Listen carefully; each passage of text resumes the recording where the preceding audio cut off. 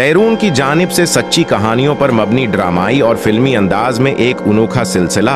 ये कहानी हमारे खानदान से ताल्लुक रखती है। आज से तकरीबन 60 बरस कबल हमारे शहर हैदराबाद के इलाके टंडो आगा ओल्ड पावर हाउस में आबाद हमारे एक अजीज बुजुर्ग का इंतकाल हो गया।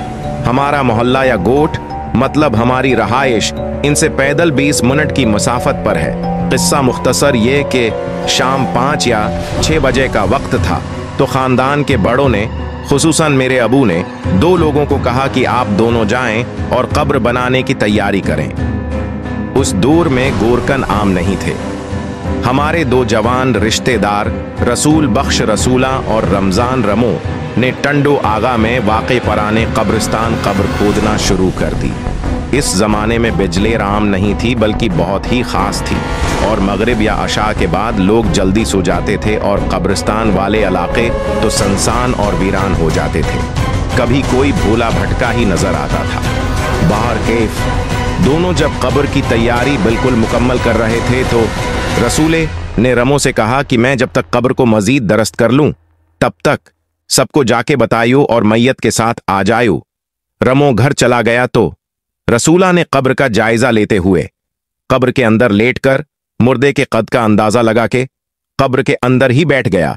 फुर्सत मिलते ही अचानक रसूला को बीड़ी की तलब हुई तो उसने जीब से बीड़ी निकाली। फिर जीब में माचिस ढूंढते वक्त उसे याद आया कि माचिस तो रमो के पास है। खैर, रसूला कब्र के अंदर ही खड़ा हो गया तो उसे सामने रोड पे एक बंदा तेज तेज कदम उठाते हुए जाता दिखाई दिया।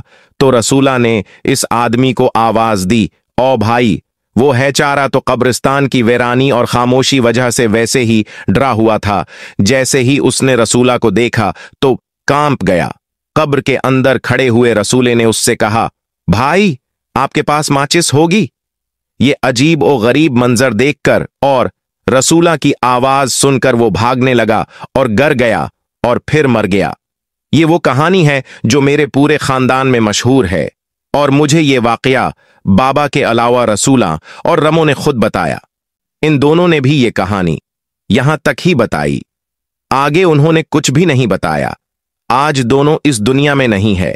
आज भी हमारे बच्चे ये सच्ची कहानी बड़ी तवज्जो और गौर से सुनते हैं। ज़ैरून की ये पेशकश आपको अच्छी लगी हो तो हमारे चैनल को सब्सक्राइब कीजिएगा। अगर आपके पास भी उस तरह की सच्ची कहानियां और सच्चे वाकयात, सबूत, गवाह और अक्ली दलीलों के साथ हूं तो हमसे राबिता कीजिएगा। ज़ैरून के साथ रहें, इल्म हासिल करें और अक्ल का इस्तेमाल करें। शुक्रिया।